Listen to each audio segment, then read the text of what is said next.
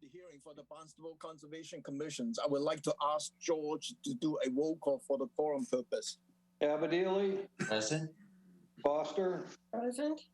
Hearn, Present. Lee, Present. Warren, Larry?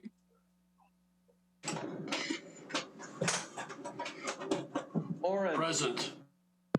Sampu, Present. Gilmore present. Administrator Darcy Carley, Present. Staff Member Kim Kavanaugh. Present. We have a full vote, all yours, Mr. Chairman. Thank you. Acting under the provisions of Mass General Law, Chapter 131, Section 40, and or Chapter 237 of the Code of Town of Barnstable, the Barnstable Conservation Commission will hold a public hearing on Tuesday, January the 17th, 2023, at 6:30 p.m. for the applications of Justin Spears and Jessica Peacock, Home Port Investment, LLC. The hearing will be held remotely as televised on Channel 18. The plans and application are on file and may be reviewed by scheduling appointments by sending email requests to Darcy Curley at 230 South Street, Hyannis. This meeting is being recorded and transmitted by the Information Technology Department of the Town of Barnstable on Channel 18. Under Mass General Law, Chapter 38, Section 20, anyone else desiring to make such a recording or transmissions, please let Channel 18 or I know. Hearing none. This evening's hearing agenda is posted on the town's website. On the agenda, next to each application is the amount owed to the Town of Barnstable for the cost of advertisements. Please send your checks to Conservation Division at 230 South Street before the hearing. Remote participations. The Conservation's public hearing will be held by remote participation as a result of an act extending certain COVID-19 measures adopted during the state of emergency, signed by the Lieutenant Governor on July 16, 2022, suspending certain provisions of the open meeting law. Remote public access to this hearing shall be provided in the following manner. 1, the hearing will be televised via Channel 18. 2nd, real-time public comment can be addressed to the Conservation Commission utilizing the Zoom link 884-6674-0805 or use the toll-free phone number 888-475-4499 as shown on the agenda. 3rd, the public can also email their comments to darcy.curley@town.barnstable.ma.us at least 8 hours prior to the hearing. Tonight, we have one RDA and one NOI. The RDA application is Justin Beers and Jessica Peacock to construct a 14 by 28 additions to expand the living space, reconfigure bedrooms, and add a bathrooms to accommodate an ADU in basement at 531 Palms River Road, Osterville, as shown on the Assessors Map 144, parcel 041. Who is representing the applicant? I am Scott Peacock. Welcome. Do you want to talk about the project or just take questions? Say that again. Do you want to take questions or you just want to talk about your project briefly? Yeah, it's pretty basic. As it says, they're trying to accommodate Jessie. It's my niece. Her grandparents are going to live in the apartment, and they are expecting a baby, so they need more room.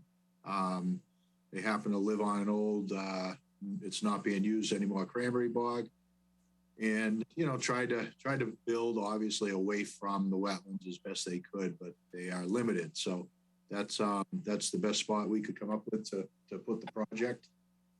And so this is the revised plan submitted this morning, and the date on the drawing is January the 12th. Okay. Is that correct? Yeah. Question from the commissioner. Pete. Yes, Mr. Peacock, could you just clarify for the commission here what ADU means? It's an accessory dwelling apartment. So they have pretty good space in the basement of this house, it's a walkout, full walkout on two sides. And her grandparents are, you know, getting older, and so way for her to kind of keep an eye on them, and you know, help out with their new baby. And they figure it's a perfect fit to be able to bring them into the house. And obviously, you know, the need to expand theirs with a new child on the way is the other reason. So we're getting multiple generations coming back and living together in America. Exactly. Imagine Sounds that. good. Sounds good. Peter, even better, old people like me are being taken care of. You know, speak for yourself, Abo. Thank you, buddy. Bill?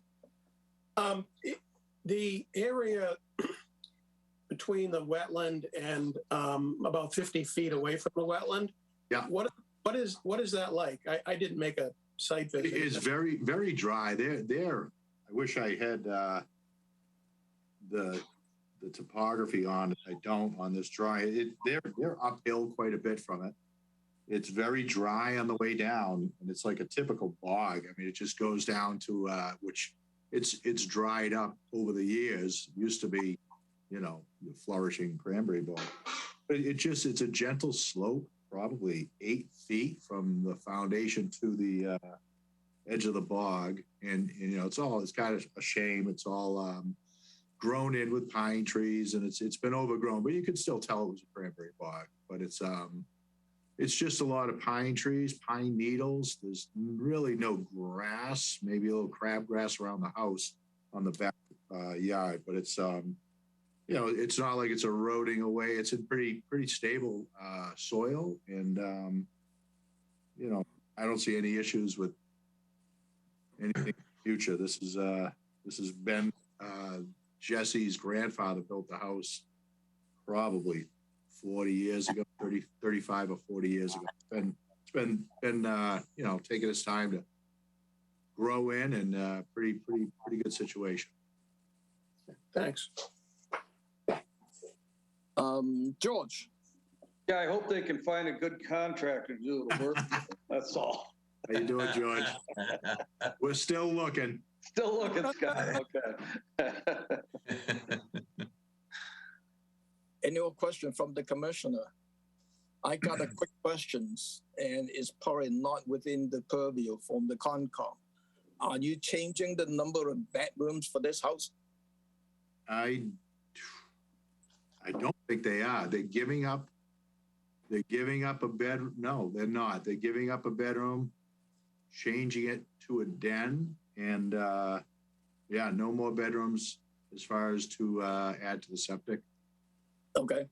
Just in case that there is a change of the number of bedrooms, that would be under the purview from the Board of Health, not from us. Right, So exactly. Yeah, I've actually had a conversation with the Board of Health Friday. Okay. It's all squared away. 10:18. Any public comment on this? Seeing none. None. Could I have a motion to approve this project as a negative determination? So moved. Second. Roll call. Sampu, Aye. Moran, Aye. Lee, Aye. Hearn, Hi. Gilmore, aye. Foster. Louise, I'm sorry, I didn't hear you. Aye. Thank you. Abadili, Aye. that's unanimous. Thank you. Good luck. Hey, thank you very much. Nice to see you guys. Yep.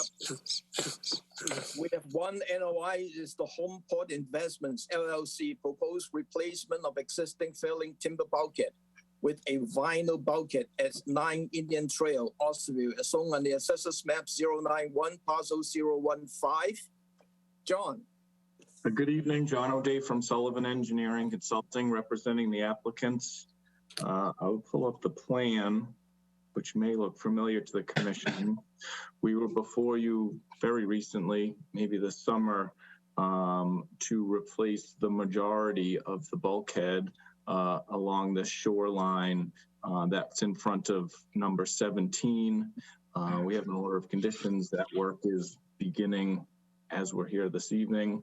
And all our time out there over the years, I guess we kind of forgot about the fact that there's actually a property line along this shoreline, and the most eastern end of this is actually on a separate address.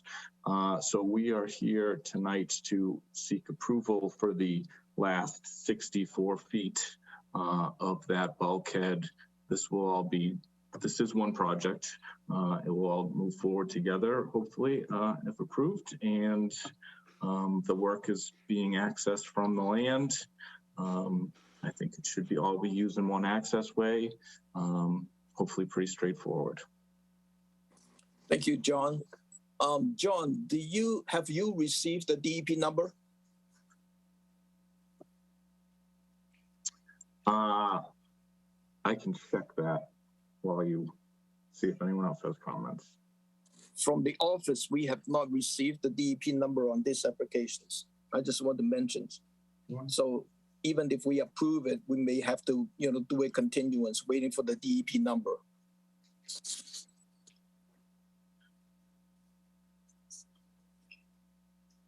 Well, John is checking. We received a comment letter from DMF for these projects. They offered two comments. One, appropriate erosion control measures should be employed to minimize the runoff from the property into the resource area during the constructions. Second, after constructions and prior to vegetation planting, DMF recommended nourishing the area behind the bulkhead to fill in eroded and displaced sediments. The fill should be consistent with the Mass DEP beach nourishment guide. Fill materials should be of appropriate slope to avoid premature loss. Questions from the commissioner?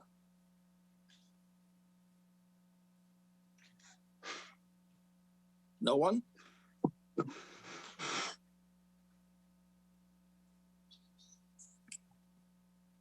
I do not see a DEP number either. I looked up. Okay. Excuse me, Tom? Darcy? I would just say maybe add a special condition that we're going to confirm that the contractor submit like the protocol that they were following for the other part of the revetment.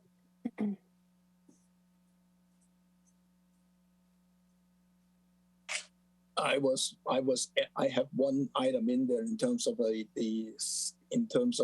construction protocol to be prepared by the contractor. If they're the same contractor with the other one, there will be the same requirement as the conditions. Yep. Any other questions from the commissioner? Channel 18, any public comment on this? Seeing none. None? John, if I do the continuance to the 31st, would that be enough time? It should be more than enough time for DEP. Okay. Could I have a motion to approve this project subject to the receipt of a construction protocol prepared by the contractor, the same as the other parcel? And we need a continuance to January the 31st, waiting for the issuance of the DEP number. So moved. Second. Roll call. Abadili, Aye. Foster, Aye. Kern, Aye. Sandu, Aye. Moran, Aye. Gilmore, aye. Lee. Aye. That is unanimous. Thank you. Thank you. We have 4 continuance tonight. The first one is the trustee of reservation. And I have to recuse myself, so I hand it over to Vice Chair Louise Foster. Thank you, Mr. Chairman.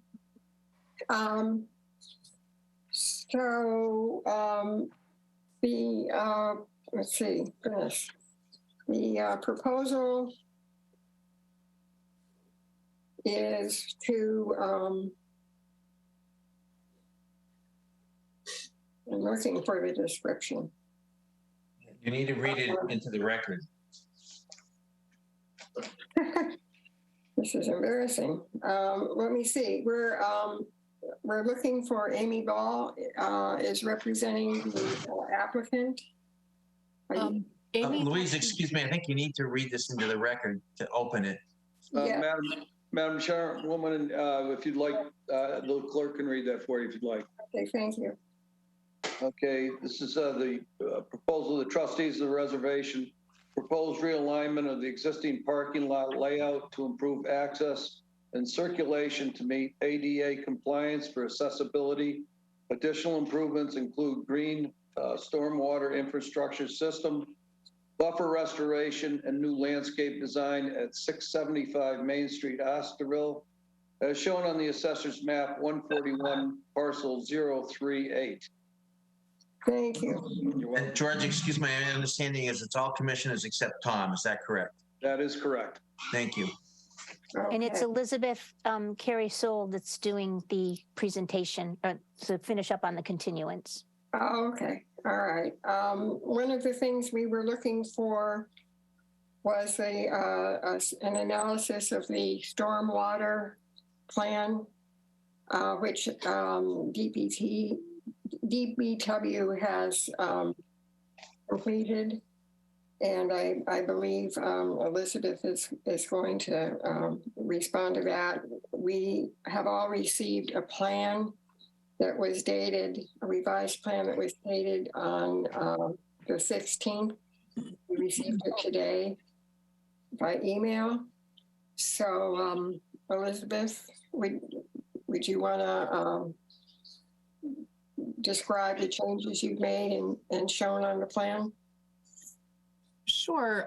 There were specific questions that had come from the DPW engineers. Would you like me to go through those questions or? Well, yeah, there are a couple that I've seen in their email, and I believe you've made those prescribed changes on your plan. So maybe you can kind of combine that all together. Sure. So just looking at the email back and forth here between Horsley Witten and the town. So we received comments from both Nicholas Clinny and Michael Tew. And one was the applicant should update the details of the bioretention area to add a 3-inch layer of mulch in both bioretention areas, which was done.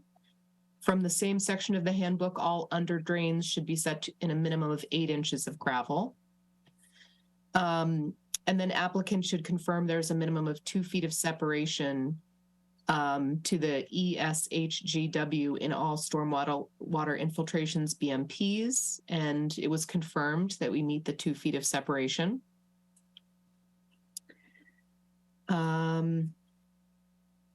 Let's see, I'm looking for anything else. Okay.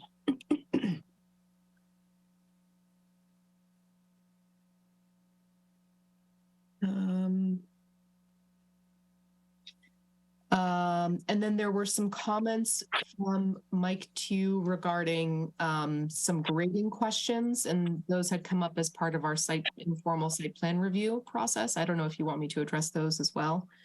That was more like concrete aprons and path design and things like that. Well, you just might want to highlight what changes you made on the plan. Okay. So those were the changes, and then our engineer also added an apron, an asphalt apron to the entrance curb just to catch any runoff of aggregate material. And then they also made a change to the access aisle for the handicapped parking spot, and that was a grading change.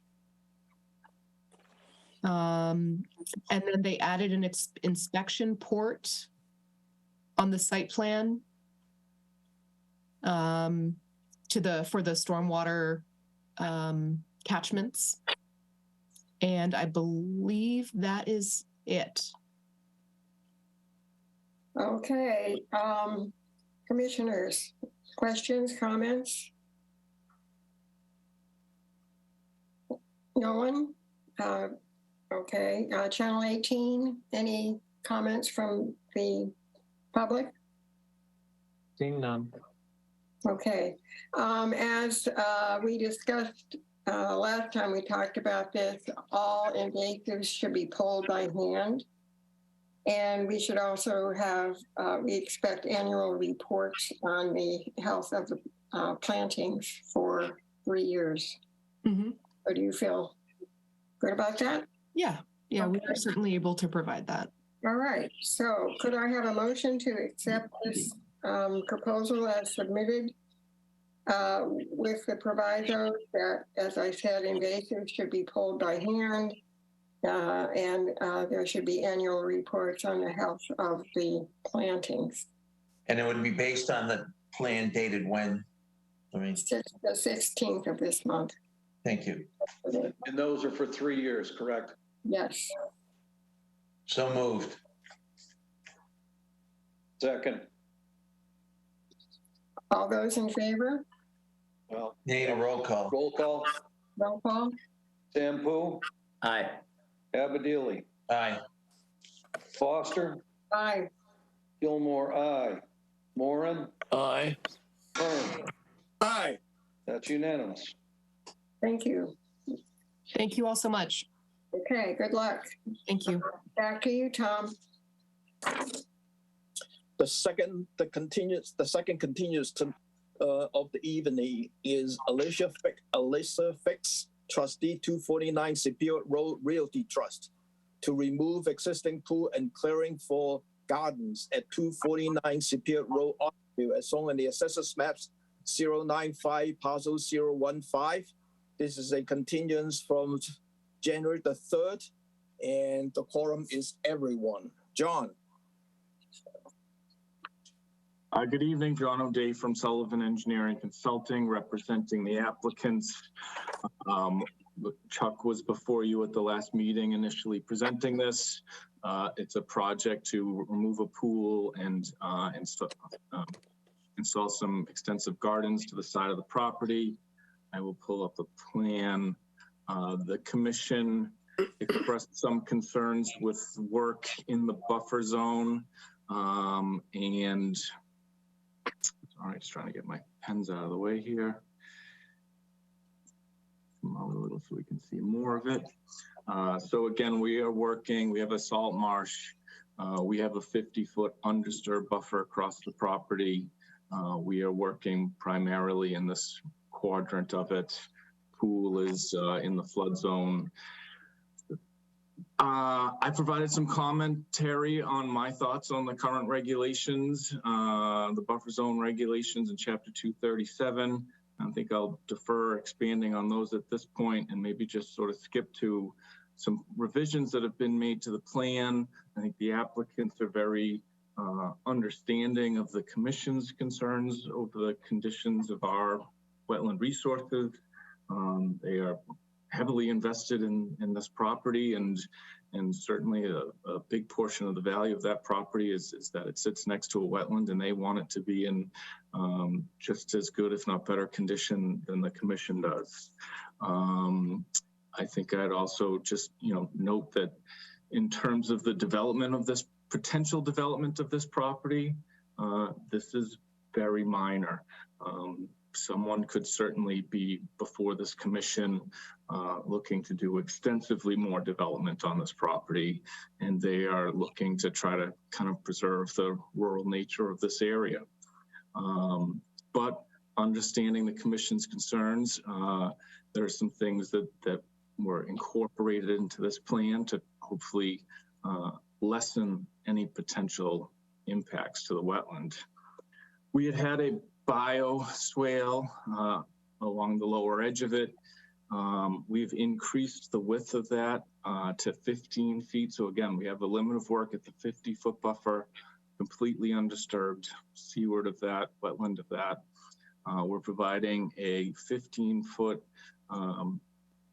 natural grass, like we call for a New England meadow mixture, swale along the landward side of the 50-foot buffer. We have also, part of their vision for the gardens in this area included some native burying bushes. And so, understand and totally accepting the fact that a good place to position those would be in that area closest to the wetland. So we have specified that on the landscape plan, and on our site plan is requested that we incorporate all this information into our site plan as well. So we have an additional stretch buffer per se of native burying shrubs. And we've also included in this area some orchard trees. The result of these changes is essentially providing an 85-foot buffer of undisturbed and then natural grasses and native burying shrubs. So we hope that with these, revisions to the project area, that will have addressed some of the commission's concerns. Thanks, John. Bill? Well, during our last discussion of this project, and you weren't there, John, I expressed real concern about the adverse effects of clearing a portion of a small grove of essentially native woodland that's next to a salt marsh and an estuary. The plans called for removal of 14 substantial trees in the 50 to 100 foot buffer, and it showed about 20 additional trees, inland from the 100 foot buffer, but right adjacent to that buffer. So it looked like there were, 30 plus trees being taken down.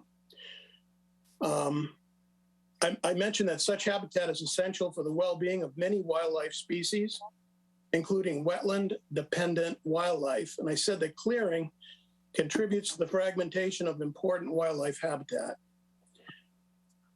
I noted that the undisturbed trees, understory, and dense leaf litter within the portion of the 100-foot buffer effectively filters out most, if not all, of the pollutants, nutrients and sediments and bacteria and pesticides and the like that are transported towards the marsh during the periods of high rainfall.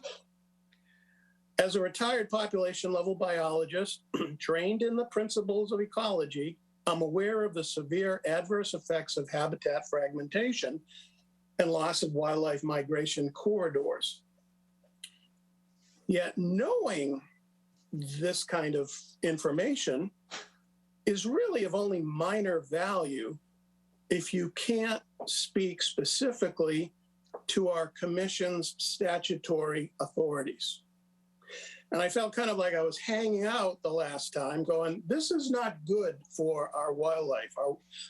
But I didn't substantiate that. Since that meeting, I found an interesting scientific paper that documents the adverse effects of such development on wetland-dependent wildlife species.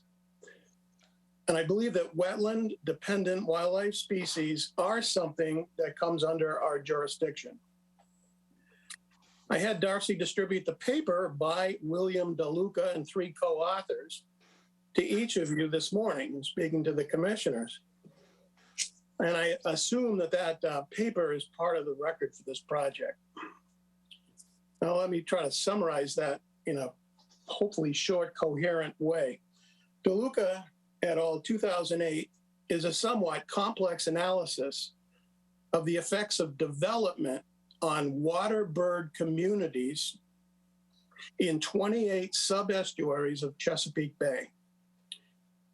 And each of these subestuaries that they looked at are fairly large, and each actually, seems, like they're very similar to each of the 3 bays surrounding Osterville. You got the bays. It's kind of like that would be like 3 different study sites, and they did transects through them. And interestingly, the water bird communities are, and you can see the list of that in the, I'm speaking to the commissioners again. I sent you a copy of this thing. It's in the record. You can look at the species that they're talking about in this paper, and they're bloody the same kind of water bird communities that we have here in Barnstable. and they include belted kingfisher, least tern, common tern, blackback gull, herring gull, ring-billed gull, cormorant, great blue heron, egret, green heron, osprey, spotted sandpiper, Canada goose, mute swan. Those are all, the species, and they're looking at what happens to these communities with development.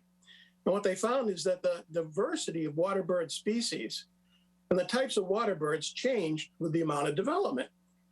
Some species like the herring gull, mallard ducks, and Canada geese do great in fairly impacted, heavily developed estuaries, whereas other species disappear or are reduced in abundance with increasing development. DeLuca's analysis examined land cover at a fairly fine scale. What they did is they cover typed the upland lands in 30 by 30, like 30 by 30 meter cells. Think of them as small pixels that collectively describe the adjacent terrestrial landscape. What they found is that the development closer to the shoreline had the biggest adverse effect on the water bird communities. And it doesn't take a lot of development to actually show an impact. In their discussion section, they stated the following. I'm going to read like three or four sentences. Development near the estuarine shoreline may result in the loss, fragmentation, and isolation of essential adjacent terrestrial habitats. Disturbances such as these are known to impact bird communities by reducing connectivity between habitat patches and increasing access for predators. And they have a citation, Fayberg, 1995. Furthermore, development in close proximity to the coastline may also reduce shoreline refugia and increase competition with terrestrial generalists that are more abundant in disturbed landscapes, such as American crow and common grackle, unquote. There's a lot of information in that paper, and admittedly, it's pretty technical. In my review of this kind of literature, I found another paper by Lynn Boyd, and that's a 2001 paper, and it's entitled Wildlife Use of Wetland Buffer Zones and Their Protection under the Massachusetts Wetlands Protection Act. In that report, it states, quote, many species require areas undisturbed by human presence to be successful in breeding. Several bird species require distance from human activity. They include the great blue heron, unquote. Now, I recognize that as a commission entrusted with administering the State Wetlands Protection Act, we need to make sure that we don't preclude housing opportunities on lands that abut or are near wetland resources. However, I'm concerned that clearings for the purpose of extensive lawns, gardens, and patios in the 100-foot buffer zone is unnecessarily contributing to adverse impacts to wetland-dependent wildlife resources and biodiversity in general. I think that we as a society need to be more aware of the effects of our developmental activities on natural ecosystems. And in particular, I think our commission needs to be protective of wetland-dependent wildlife communities that border terrestrial habitats. And I think that we're potentially here affecting waterbird communities, among other. Finally, at the expense of sounding like a total nitpicker, the plans presented by the applicant's consultant show that a small part of the 0 to 50 buffer is actually lawn. By definition, lawn is something that is not present in an undisturbed buffer. Also, part of the 0 to 50-foot buffer below the expansive lawn appears to have a slope of about 15%. It's documented that slopes greater than 15% should have buffers greater than 50 feet to properly filter runoff. Thank you for listening. Bill, when you cite the second article, I don't remember that was circulated in the email. I did not send the Boyd 2001 to you. I'm merely just showing that's just another article that talks about the importance of trying to stay away from the terrestrial buffers that, when you end up taking out a woodland like this, and I understand, John O'Day, that you have, we'll put in orchards, but, it's about access. It's about people. Are the people going to be at the orchard? People walking in there. I'm thinking that if I might say this, having brush, pucker brush, green briar, what's currently there is really great at keeping people and dogs and whatnot from that bordering terrestrial area where the waterbird communities are dependent for nesting or what have you. And I'm just thinking, do we really need to be doing this? I mean, I truly get the idea that we can't be going, no, you can't build your house. Oh my God, we got no place to. We want to do that, but a big lawn and big gardens and patios, it's like there's so much fragmentation where our biodiversity is going down. We're impacting wildlife, and it's like, I can't endorse that project. Thank you. Bill, can you submit the second article that you mentioned, because you start talking about it, and I think that should be in. Yes, I can. I will. Well, yes, it's Boyd 2001, and I'll send it to you. I read the title off. Yes, I will send it. Yes. Thank you. Larry? I kept muted until it was my turn. I'm impressed by Bill's analysis and discussion. I did not have the chance to read the lengthy document he submitted today. Darcy, I did send to her last night pictures taken from a western view looking at this property. So perhaps after I've spoken, you can throw those pictures on the screen because they may tie in with questions I have for John O'Day. John, in the earlier drawing from the last hearing, there were many trees that had X's through them. In this particular revised drawing, dated, can't even read it with my glasses here, but whatever the date is of what you set out yesterday or today, I don't have an accurate count on the trees that you proposed to remove, but there clearly were many. There weren't any trees that had ribbons around them or any other marking as to which ones you proposed to do. The picture that's up now was taken using a zoom effect on my camera. And I presume that since this is on the western side of the house, that none of the tree removal is proposed in this area. And John, you can answer that whenever you want. But the next picture is to the south or right of that picture, which shows heavy vegetation. And so again, my concern is going to come back. Which of the trees in that area do you propose to remove, and for what reason? Some of those trees are enormous. So I'm back to tree count and removal. I'm also back to the fact that, John, you said that, one of you just said that there was a 15-foot elevation coming up from the marsh to what appears to be a crest or a berm, and before it slopes down into the lawn area, and there's walls in that area that I take it you propose to remove. I think that's in your narrative initially filed. So I'm going to summarize what my questions are. First of all, there is something unusual. It says limits of conservation jurisdiction, which don't appear to have anything to do with the 0 to 50 or 50 to 100.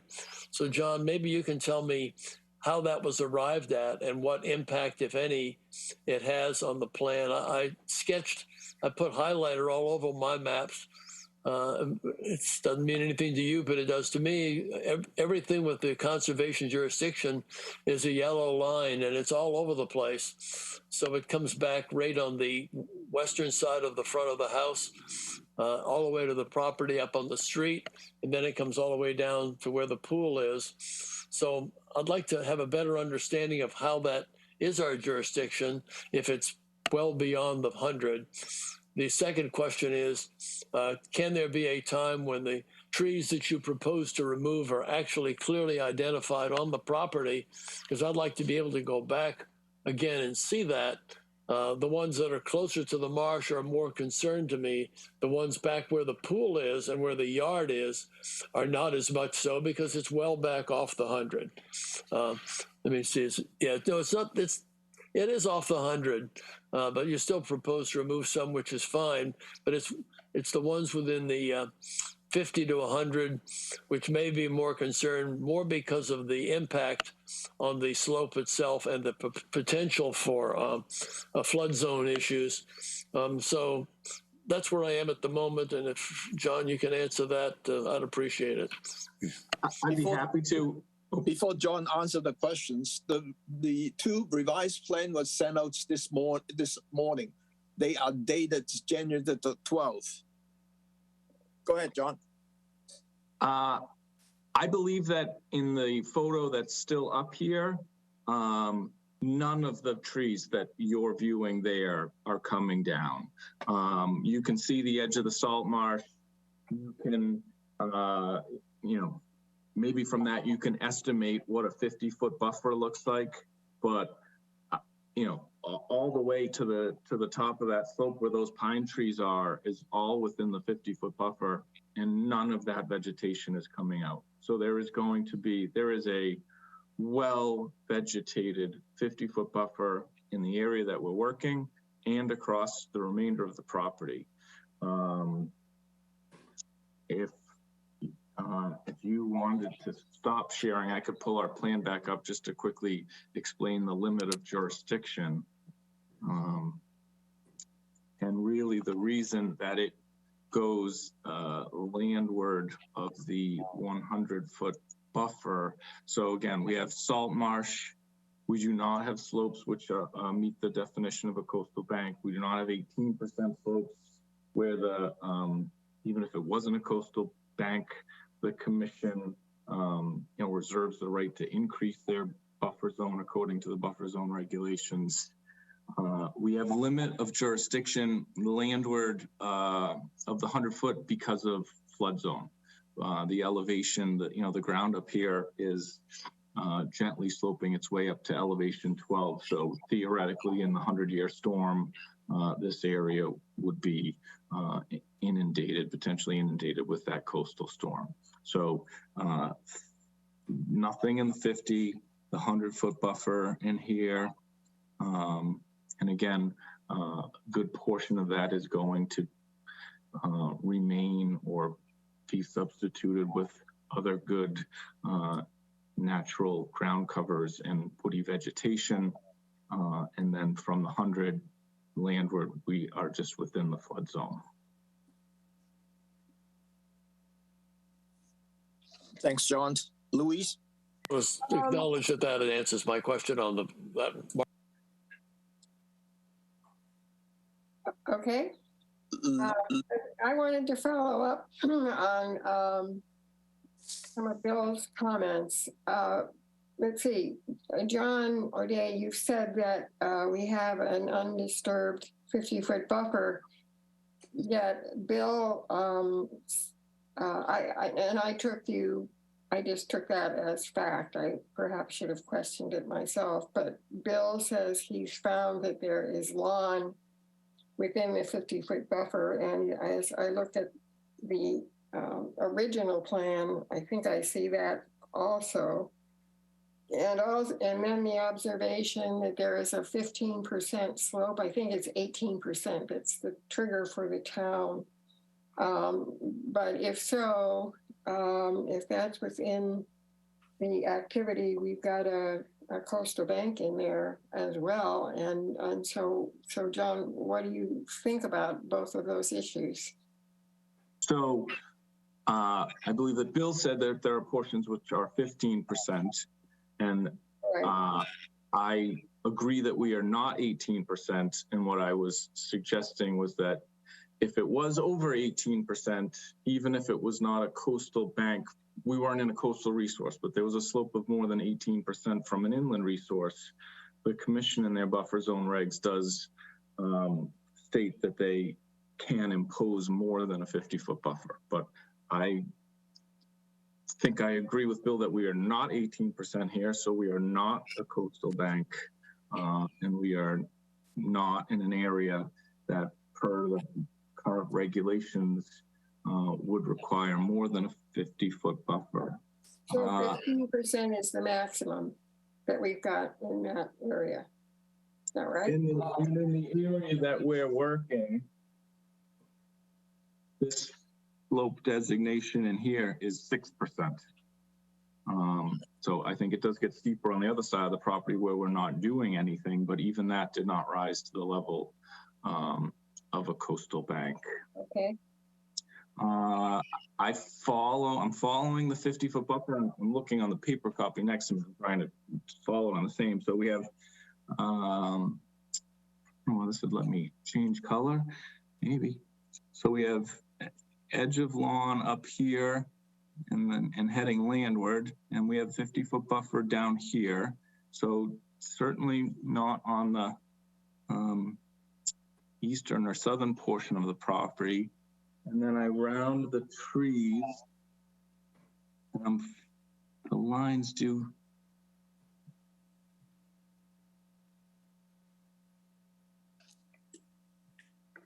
I feel like there's an extra, I don't know what I'm posting the flood zone line. I go from there, that's edge of lawn. Following this dotted line and here. And that 50-foot buffers.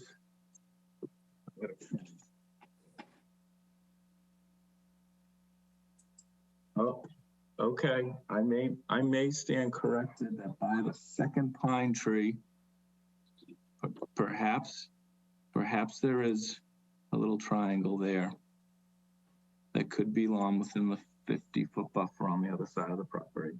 What's a little triangle? And that's it? As far as I can trace either line on my computer screen or on my counter next to me,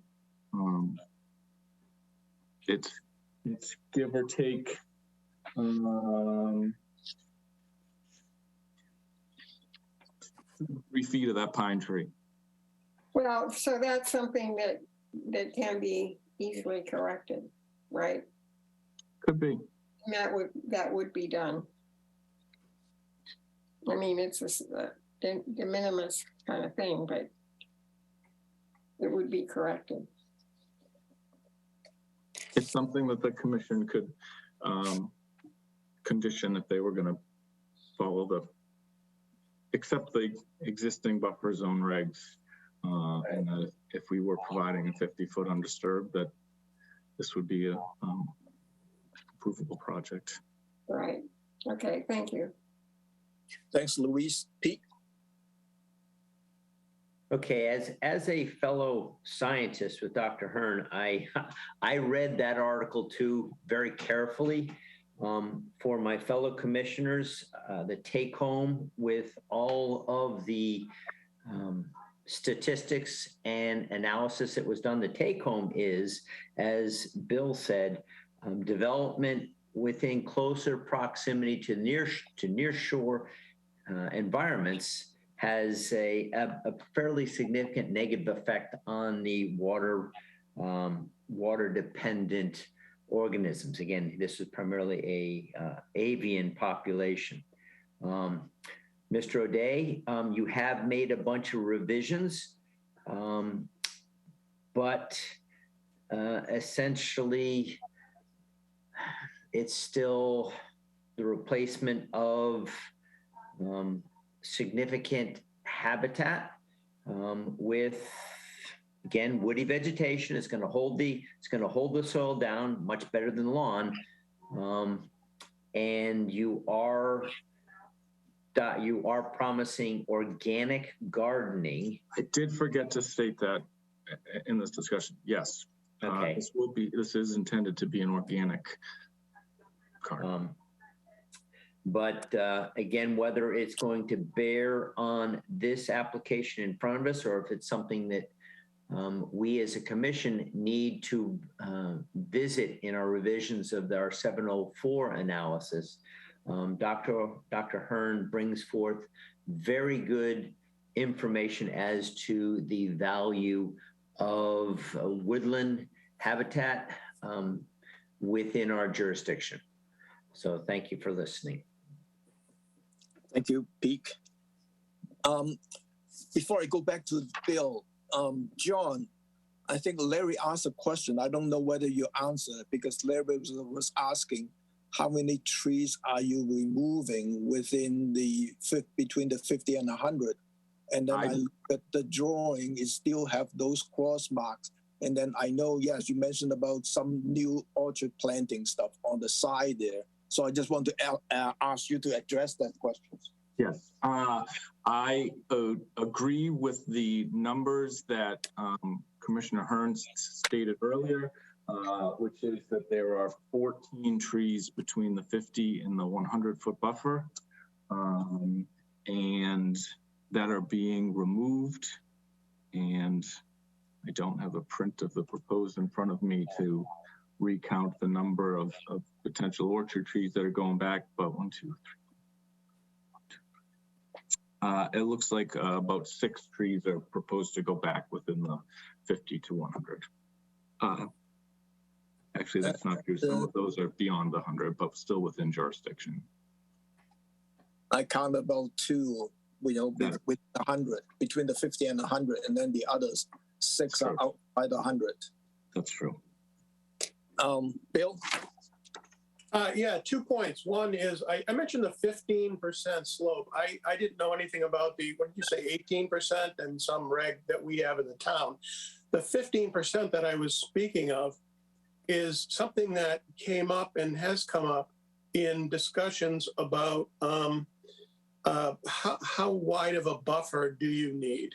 And we've had this discussion as a commission talking about possible revisions to 704. And so one of the things that MAC comes up with, Association of Conservation Commissioners, they say a 0 to 50-foot buffer is not adequate if you have a slope of 15% or greater. And so therefore we have this 50-foot buffer, yes, and in places not where we're talking about this garden development, but running along their lawn. I was looking at the slopes that John and company have made, and you can see that there's a fair amount of that 0 to 50-foot buffer, which is basically about a 15%. He's got some places that are 19, some places that are 12. I can't even read it on my screen right now, but I'm doing this from memory. But a lot of that is like about a 15% buffer slope. And so I'm just saying, this is it's a 0 to 50, but it's probably not even an adequate 0 to 50. And if we're considering whether this is or is not a undisturbed buffer, then heck, it really isn't technically. And again, I'm being a nitpicker, but it doesn't come under it doesn't pass as an undisturbed buffer, just something to consider.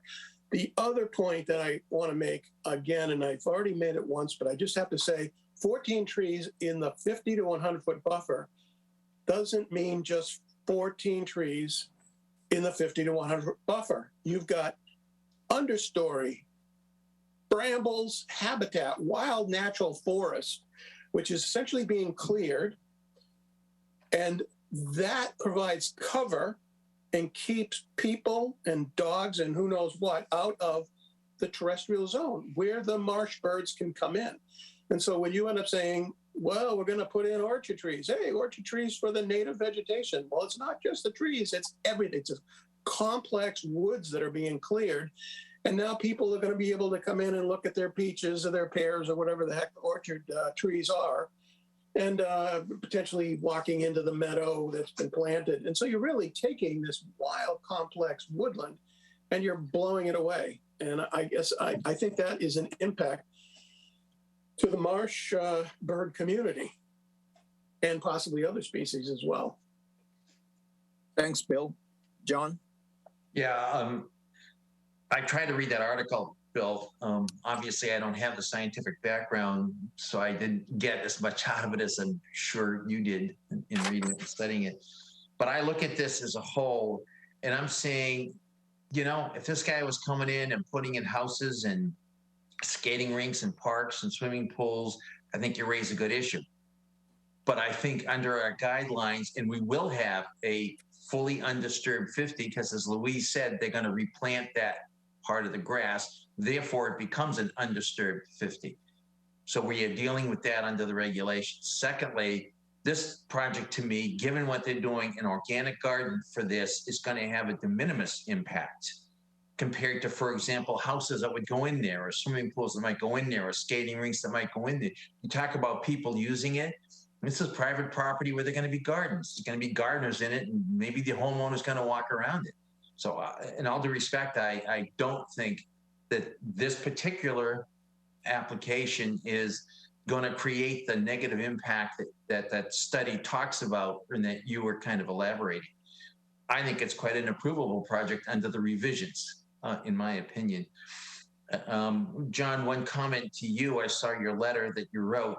I would, just for the record, take issue with some of your conclusions relative to the legal basis, but notwithstanding my disagreements on those, I think this is a very approvable project, in my opinion.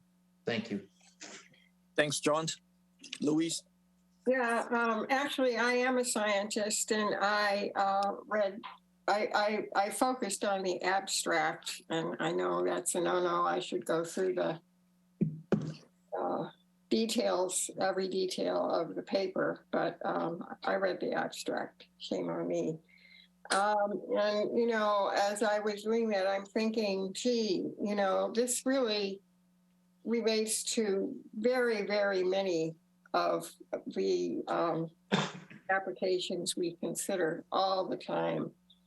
And so I think that the concern that is raised has much broader implications than just this particular proposal. But I thank you, Bill, for sending it to us. Thank you, Louise. Any more questions from the commissioner? Darcy? Yes, I have two questions. And just something that I noticed looking at one of the pictures that Larry submitted. I don't know how to, it looks like you got topping of trees down for a vista. And I was looking at the map and parcel, and I can't find any prior filings for this property. It must be a very old property. But I'm not really sure, John, what is their desire for vista pruning. It wasn't discussed in this application, but some of those trees look like they're close to the marsh. I know it's not in the section in front of the gardens, it doesn't appear to be.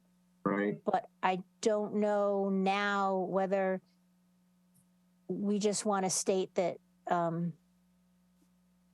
a lot of times when you bring in an application and you're doing improvements to a property, then the commission then says, well, you know, you really got to bring in the vista pruning to the commission's guidelines. This wasn't something that was advertised in this application as far as saying, well, you know, you should put your vista pruning corridor on it, or whether we just state that this should come in as an RDA later. I just noticed that in the picture that you got topped trees.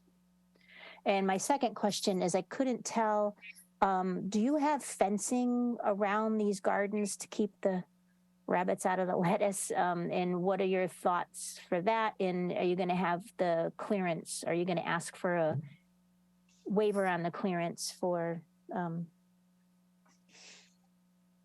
wildlife? So I don't see any reason why we would need to, if there is any garden fencing, I don't see why it would need to go up to or beyond the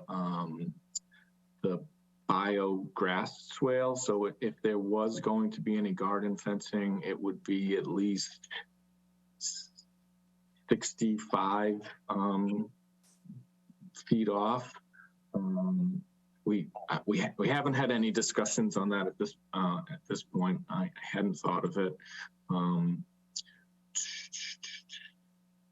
I guess you could do the fencing in a revised plan at a later Okay. date, but I'm just not really sure what we want to do with this vista pruning.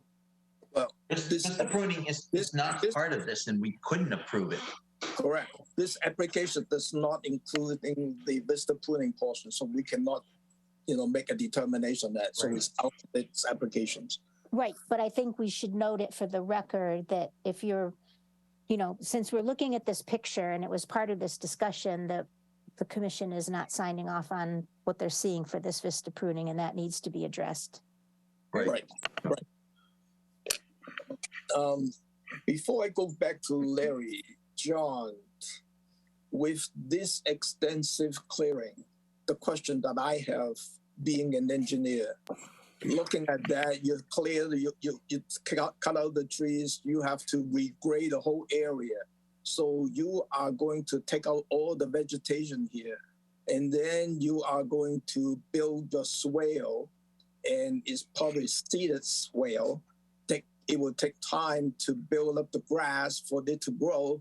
And for that, what kind of construction sequencing and timing wise, I have more concern about the erosion control during the period? Mm-hmm. So the area below the clearing is 6%, is a 6% slope. The area above it is significantly flatter.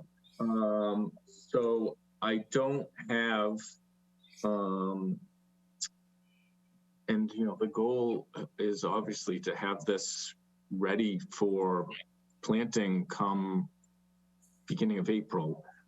So hopefully this will be a disturbed area for a very brief period. I don't know whether, a condition about perhaps inspecting the work limit after significant rain events and whether, during that brief period and whether, any additional measures need to be implemented. Well, typically, for a construction protocol of this type, with doing the inspection after half an inch of rain or something like that, to see whether there is any problem with the erosion control. With the single silt fence on the southern side of the swale, you may end up with some of this, sand and mud and stuff like that wash into the swale area. So maybe a second silt fence should be put above the swale after it's cleared. That can make sense. Okay, so that's just my brief comment. Larry? My only comment, and I'm not trying to add fuel to the fire, I think that the question that Darcy brought up about fencing for around the garden areas for wildlife or animals in general, and I'm going to throw out two proposals. One is that we put a condition in that this does not constitute approval of fencing within the property without the Conservation Commission approval. The other is that the fencing shall be limited to the growing season, and that too could be confined. But I think it's a legitimate question, but I don't think we need to make a big deal of it at this point. But it may come up with one later. So if any other commissioners have any thoughts about how to word that, that's fine. That's the way I'm thinking about it. Otherwise, I think all the scientific issues, I'm not staying away from them because I'm afraid of them. I'm staying away from them because I don't think I have anything to add. So that's where I am at the moment. So thank you. Thank you. Darcy, are you comfortable of reviewing the fence locations? I don't know why beyond a 50-foot or beyond a 65-foot buffer, if there is fencing desired, why it would need to be seasonal. If we were building a pool, would be putting a regular fence right along the 50-foot. I'm not thinking about seasonal. I'm just thinking in case there's any fence. Right now, you're not on the drawing, so yeah, I if know. we accept it as a revised plan, they could submit it as a revised plan for me to review. Be done with. Mm-hmm.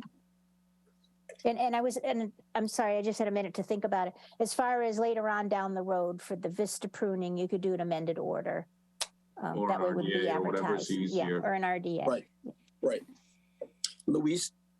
Thinking about fencing and, you know, the need as a gardener from a practical point of view, it makes me wonder, are you going to be bringing in compost to put on these gardens that are within 100? If Yes, so, it has to be an organic compost, doesn't it, John? yes.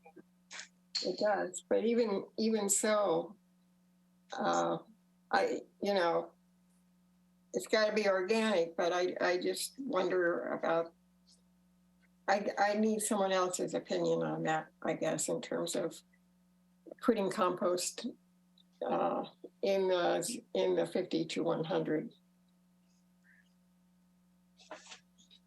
Nobody So- has an opinion, so it must not. Well, Again, and it would be not, you know, at the 50, we're at probably about I don't envision the berries, you know, those will be basically permanent. Those wouldn't be requiring any continuous composting. So we're back about 85 feet. You do put compost on continuously on some of these plants, but if you know, want them to be long-term successful, but I think a bunch of these gardens are raised beds. Yes, John O'Day? Mostly no. Okay, got it. Thanks, my mistake. No, it's just meant to be like grass paths between the, it's a pretty picture, but it'd be grass paths between the rows. Channel 18, any public comment on this? Seeing none. None?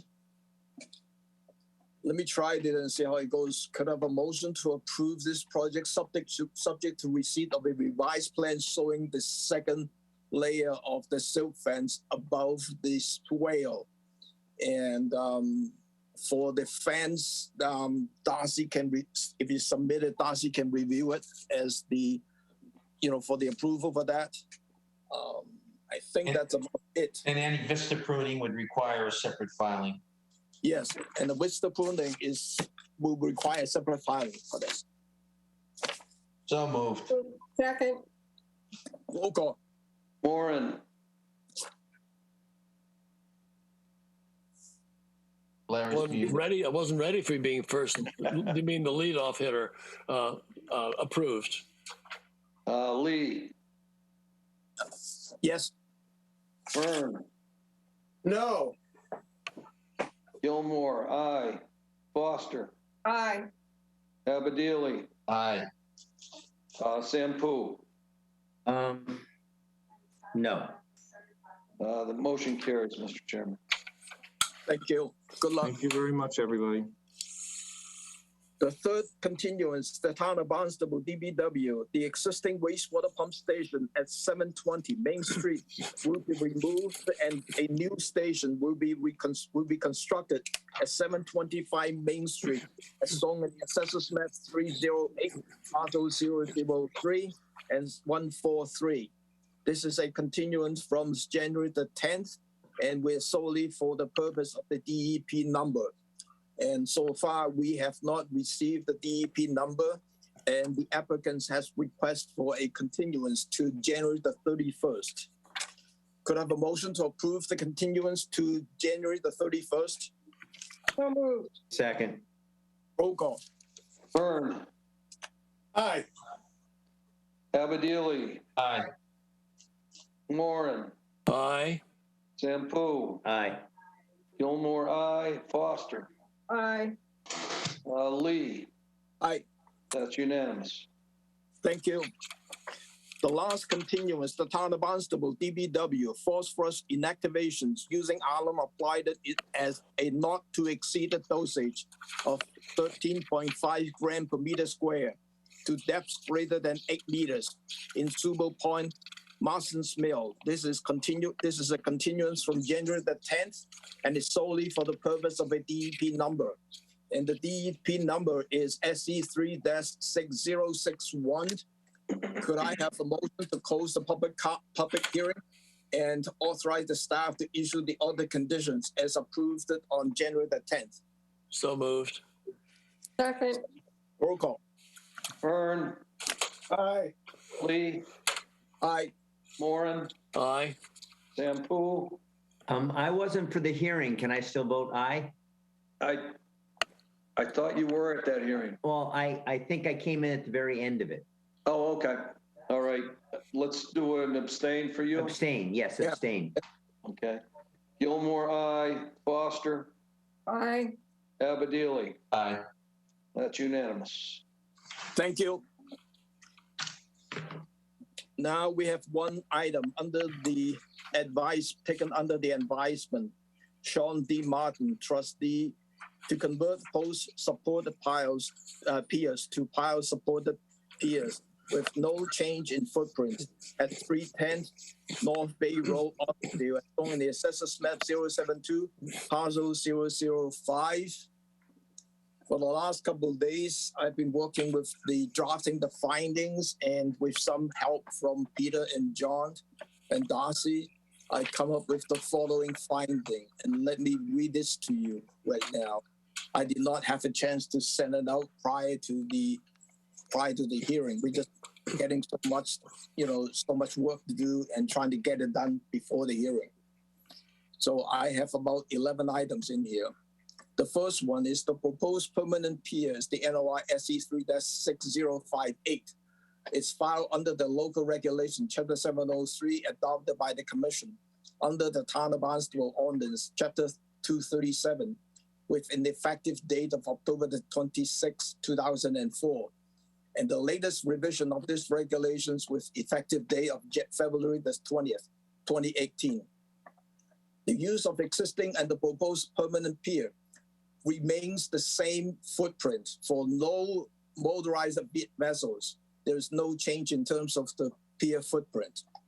Second, the Commission review all piers proposal on a site-specific basis as stated in Chapter 703-5C.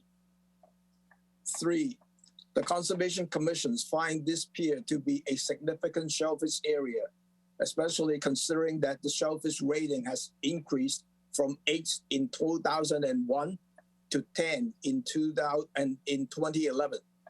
The shellfish rating for this area was 6 under the section CS21 and 8 under CS22 in 2001, and they have been increased to a rating of 10 for the same stress, CS21 and CS22 in 2011. The highest shellfish rating is 10. The Conservation Commission has considered a rating of 6 and higher is high significant shellfish area. The current shellfish rating maps are dated December the 20th, 2011, as posted on the Conservation Division's website.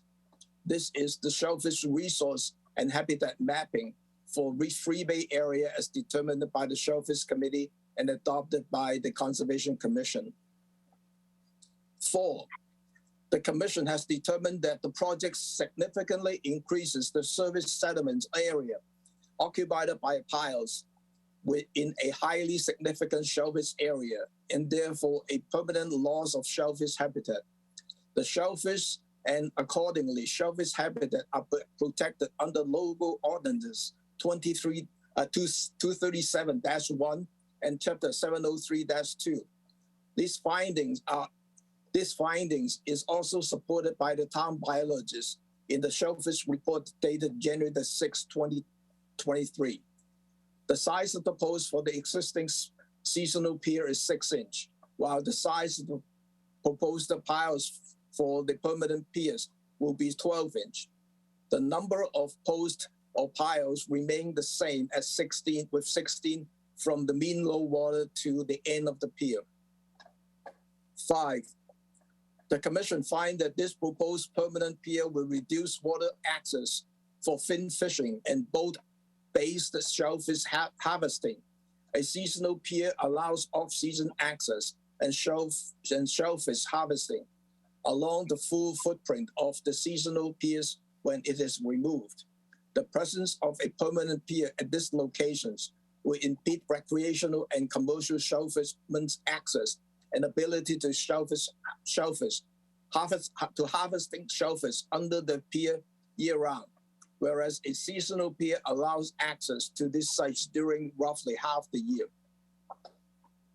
6, the Commission agrees with the turbidity the Commission agrees with the turbidity assessment by our town biologist in the shellfish report dated January the 6th, 2023. In that report, the town biologists state that twice a year of installing and removing a seasonal pier cannot be considered a significant impact on turbidity in the area. She also stated that the proposals discussed by the applicant is incorrect. The claim that the permanent piers result in a net benefit with respect to turbidity conditions should be based on the sediment types and the current flow through the area. At this site, evidence suggests that the sediment consistency in the pile holes will quickly return to a natural conditions. 7, the Commission has determined that the availability of the contractor and the annual cost to install the seasonal piers does not justify the permanent loss of a significant shellfish area by converting a seasonal pier to a permanent pier. 8, the Commission finds that the change of a seasonal pier from a seasonal pier to a permanent pier will have a cumulative effect on the overall watersheds.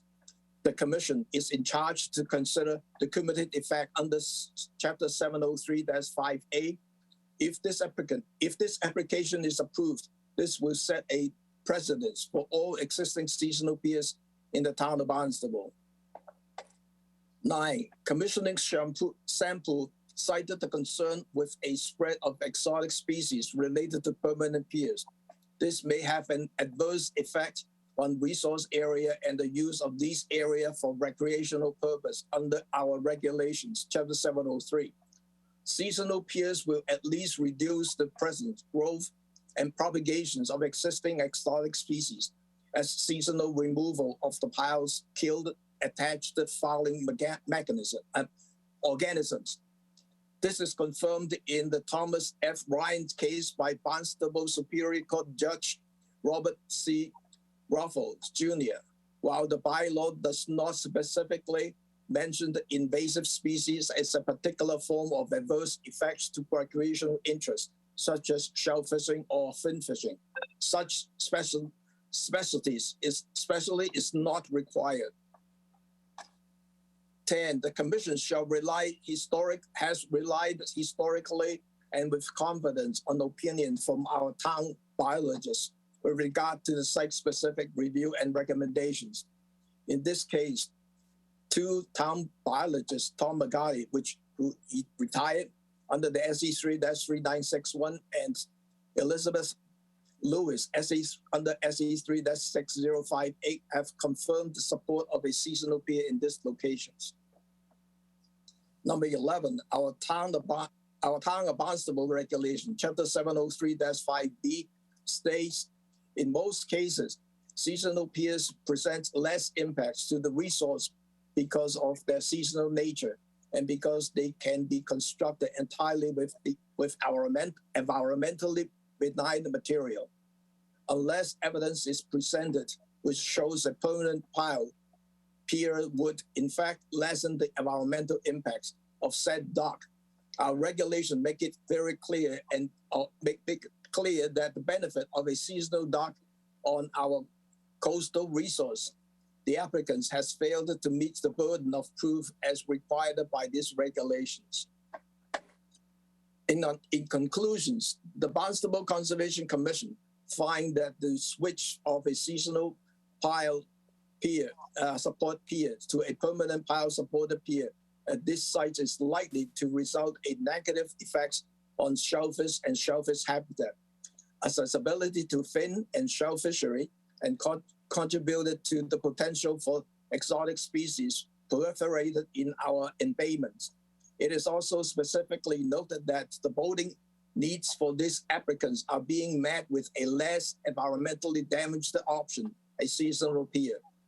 The Commission finds the applicants did not provide enough evidence to justify a permanent pier.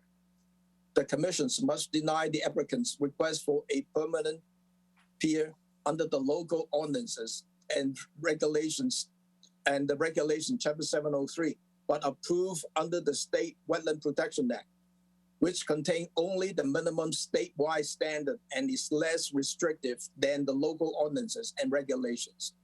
The current seasonal pier, SE3-3961, as previously approved, shall remain in full force and effect.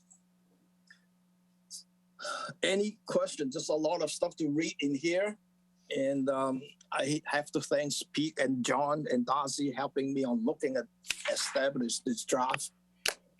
Larry. Excuse me, Tom. Oh, Yeah. I'm sorry. I just wanted to make one correction. I think on number 4, you stated that the piles were going from 6 to 12. I think you wanted to say 4. Oh, sorry, 4 to 12. 4 to 12. Thank you. Yep. Larry? Well, first of all, I understand with only a week separation in time that it's hard to put this together. And I wrote down as fast as I could the different points you were raising. So I'm going to be incomplete to some extent only because I've put together my own memo on a thorough examination of Chapter 703. And once I'm done, I'm going to send it to Darcy to be part of the record. But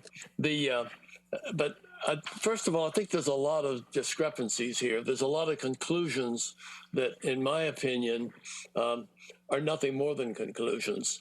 I'm going to start with number 5. I think it was number 5, where you're talking about reducing water access for shell fishermen. I think the fact that the seasonal pier wouldn't be in the way is irrefutable. However, the fact that the ability to access beneath a permanent pier was well articulated by the applicant, and it was clearly advanced, and that there's been mixed views about permanent piers, especially in recent filings, and so that's one of the questions that I'm challenging. The next one deals with number 5. You called it turpidity. Turpidity is only appears twice. The first time it appears is back in the preamble, and then it appears one time in the regulation in one of the other sections. I don't have the ability to jump back and forth and cite all of those, but they're in what I've prepared. So the concept of turpidity, however, in the regulation was limited to things beyond, much less than what you have described in your findings. If I had more time to look at it, I would, and I'll find it, because I noticed that there was only one particular situation where it appeared. The second thing, dealing with paragraph 7, dealt with whether or not a contractor has the ability to get in there. I think that that's a practical matter. Whether or not it's a regulatory matter is questionable. However, to clearly declare that it's irrelevant, I think is not right. But if that's all it was hung upon, then that's not even worth discussing. Number 8 dealt with cumulative effects, and cumulative effects, much like turbidity, is very limited in this regulation. And your mention to the water sheet and some other factors was not mentioned anywhere in this regulation. Cumulative effect was confined to things such as jet boats and prop dredging and other things. And that's where turbidity was defined also. So I dispute the use of cumulative findings as being sufficient to contradict or overcome the applicant's representations. Number 9 dealt with exotic species, which admittedly during the earlier testimony, in part by Pete, but not limited to him, was whether or not those exotic species would adhere to the pilings. The question becomes whether or not exotic species will go to the ground and the surface where the shellfish habitat is. And there was absolutely no mention of that at all, both in the testimony and in any other written reports. The Ryan case is at best a slice of history, but trying to apply the Ryan decision and the facts in that case to the facts in this case, I think is unsupportable. Number 10 dealt with the opinions from the town of Barnstable biologists. That's not a question of questioning them. It's a question of whether there are other opinions that were presented. There's been a pattern or a history of saying, well, if the town biologist says something, there's no comparison between what the other opinions of other experts were. That's what a finding is intended to do. If Mr. A, not the town biologist, said A, B, and C, but the town biologist said D, E, and F, you have to distinguish those. You have to articulate them and describe them. There's been no effort in these findings to do that. The final matter dealt with the burden of proof. The burden of proof is something that is by a preponderance of the evidence. It's not by either clear and convincing, or nor is it by reasonable doubt. But in this particular case, the applicant and the consultant presented clear evidence to support their position, and each aspect of that of their presentation has to be refuted. It was not done. So as I say, I have an analysis of 703, and I'll send that in, and I expect it to be included in the record. What happens from there remains to be seen. I know one of the points I just noticed from here dealt with reference to the exotic species things and anoxic sediments and anoxic bottom conditions. That came under 703-1E, which is a preamble provision rather than a regulation. But that's the lack of a connection. There's no connection between whatever may happen with exotic species and how it may impact shellfish beds. So that's where I am on it, and I'll turn that. Once we sign off and adjourn, then I'll send it right over to Darcy. Thank you. Thank you, Larry. I think there's several points I really disagree with your assessment in terms of this.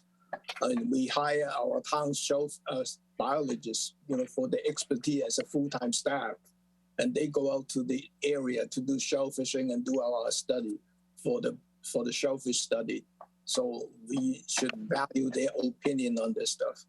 And for the cumulative effects, I think that clearly is mentioned in chapter 703.5a that I looked at. So that's why I make that reference to that one. So, but the other point, let the other commissioner chime in. Phil?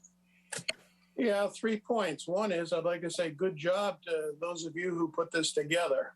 Good job. Second point, can I have a copy of this? Are you going to distribute this finding that I can have for my file? Yes, yeah, we do. I mean, I'd love to have a copy. Third thing is addressing Larry on the subject of turbidity and what are the impacts of turbidity. We had a kind of back and forth. What's gonna, is this gonna be bad to have it or blah, blah, blah. I thought that what happened at the end of the hearing last week, I thought Louise hit a grand slam. Over and over again, Louise kept asking Arlene, so is there an impact of seasonal docks when you put them in and take them out? We've heard about the turbidity. Is there any evidence that there's a problem? She hammered her. And I think that the answer was, well, there was no evidence. Well, I could come up with some evidence, but there wasn't any. And I think we tried to get to the bottom of it. And I think when you get to when in my sense of what's going on with turbidity, I don't have a sense that turbidity is an impact, and I didn't think that the applicant had much of a leg to stand on that. Thank you. Bill, thanks, Bill. Any other comments from the commissioner on the finding? John?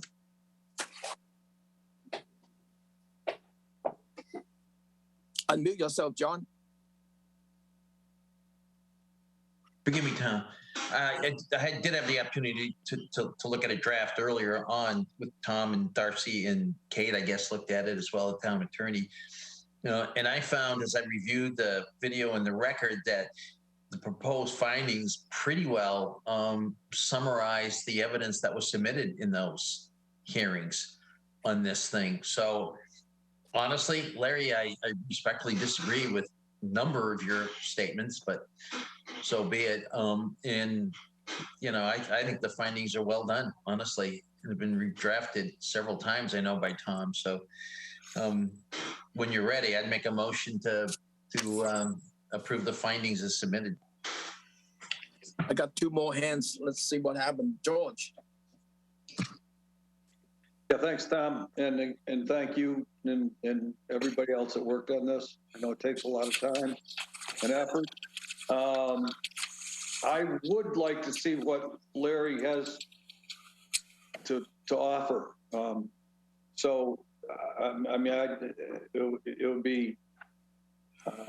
It would be beneficial in my mind to take a look at that before we vote on this. Excuse me, George, I'm just curious about the 21-day rule. That would really, really concern me in this particular application. George, the reason I kind of picked today's date to come back is because of the 21 days. I appreciate that. The hearing is the 31st. And if I do this advisement in the 31st, I'll be missing out that 21 days rule. Okay, so thank you. Larry. I found the section dealing with turbidity. It's in the 703-1D in the preamble. And it said that the word turbulent or turbulence was described in a very limited sense, limited clearly, not applicable to a pre-existing use of a seasonal pier, nor was it applicable to the likelihood that by converting a pier to a permanent, it's going to increase turbidity. The examples used, however, the mentioned uses included jet boat drives, propeller dredging generated by boat use, the impact of light attenuation to protect and further photosynthetic processes, and the impact from suspended sediment settling on shellfish beds. That's verbatim from that section. And the issue here is that this pier has always had non-motorized vessels there. So while somebody shot in some unsupportable line that there have been power boats there, nonetheless, it's been a non-motorized pier for 20 plus years, and that doesn't cause turbidity. Now, the other issue dealt with the agnostic sediments. I mentioned that, and just so I know, I'm used to having my views disputed by everybody. I've got a thick skin, but in particular case here, I think that the ability to have disagreements is what should be the fiber of what we do. Many times we have had instances where there have been differences of opinion, and John Abadili surprised me during one of them by saying, "This is great. We're really having some dialogue." So I could take it personally, but I don't. But in terms of my expressing views, I went to the trouble of researching this regulation and looking at it from the facts as I remembered it and jotted down notes and listened to it. So I think that my view is no less irrelevant than anybody else's. Thank you. Pete? Yeah, I'll be fairly quick. Larry, with respect to access for shellfishing, are you aware of the process or the harvesting method called bull raking? Pete, I've heard about it, and I've Okay, seen. let me explain No, it to you. I've heard. I'm asking you to answer your question, not in detail. I've heard about it and seen videos of it. Don't have the great experience that you've had. Okay, and or hydraulic dredging of soft shell clams. These are from a boat. Okay. And clearly, as you said yourself, a dock's presence impedes boats through that section. So access for these boat harvesting methods, it's impeded with a dock. With respect to your turbidity statements, I think we're talking about two different things. The turbidity discussion at this dock had to do with the jetting in of seasonal piles being, quote, preferential in terms of a permanent pile being less turbidity generated over the course or life of a dock. So that's where turbidity came into effect here. And I think the evidence that was presented in the grain size of the sediment and the current existing at this site, that the turbidity effects of jetting in a 4-inch pile every spring is minimal. Some places where it's very, very fluid mud, we have put in permanent piles, both for the standpoint of stability of a seasonal pier, and in a case such as extraordinarily fluid deep mud, the turbidity generated from a seasonal to potential placement of a 4-inch pile. So the turbidity is not really what you're referencing from our regulations. It had to do specifically with the placing of piles, which George might be able to address. Thank you, Pete. You know, you remember that in Poppanesset, we approved that from a change from a seasonal to a permanent pier, because every time we look at this, it's a site specific and depending on the sediment below it. And if in Poppanesset, because it's a low shellfish rating and we approve it as a permanent pier. But in this case, the sediment is different and your shellfish rating is different, much higher than that. That's why we have a concern about a permanent pier. So, George. One last comment. I'll just take exception, Pete, because when I was 15 or 16, I bull raked in North Bay and out of a boat. And when you bull rake, you have a rake that's probably 30 inches wide, and you're raking from a pole, depending on the depth of water, 12 feet long. You wouldn't be bull raking underneath any docks. You would be scratching with a handheld rake. So there's, in my estimation, there's plenty of room to scratch with a handheld rake under a permanent pier. Secondly, you brought up an interesting point about the hydraulic harvesting of clams. We talk about sediment suspension and turbidity and how we didn't like jetting of piles, and however we allow the hydraulic harvesting of clams, again, done not out of a boat, but from the shoreline. And that also, you know, you're running a water jet.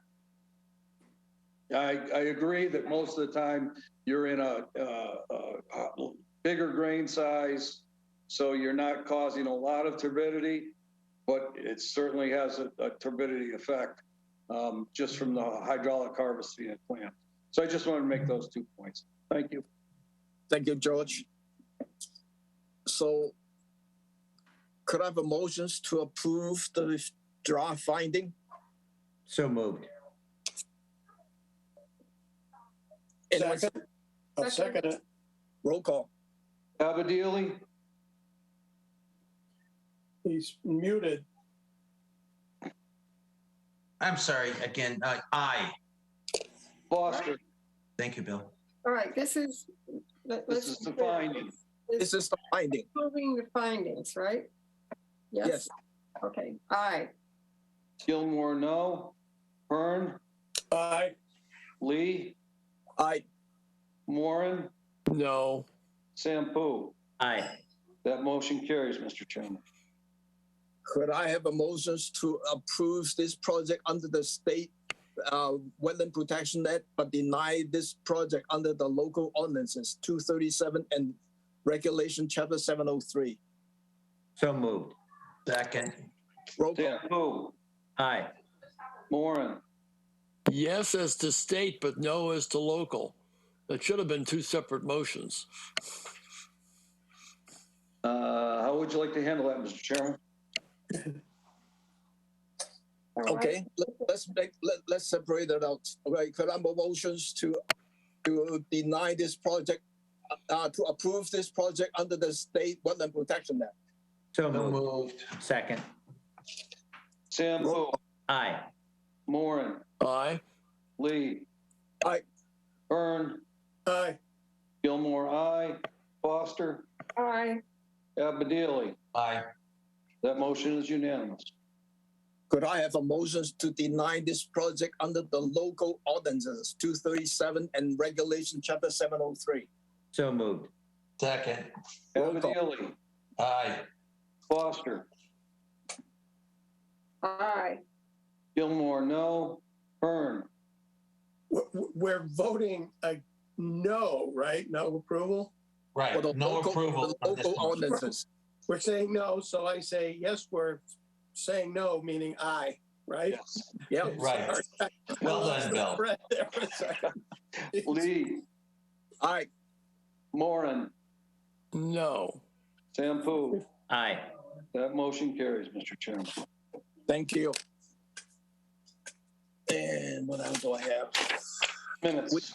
We have two sets of minutes, December the 20th and January the 3rd. I make a motion that we accept the minutes as submitted. Second. Roll call. Sampu, Aye. Abadili, Aye. Foster, Aye. Moran, Aye. Gilmore, aye. Hearn, Aye. Lee. Aye. That motion is unanimous. Could I have a motion to adjourn? So moved. Second. Roll call. Abadili, Aye. Foster, Aye. Gilmore, aye. Hearn, Aye. Lee, Aye. Moran, Aye. Sampu. Aye. We're adjourned at 8:12, Mr. Chairman. Thank you.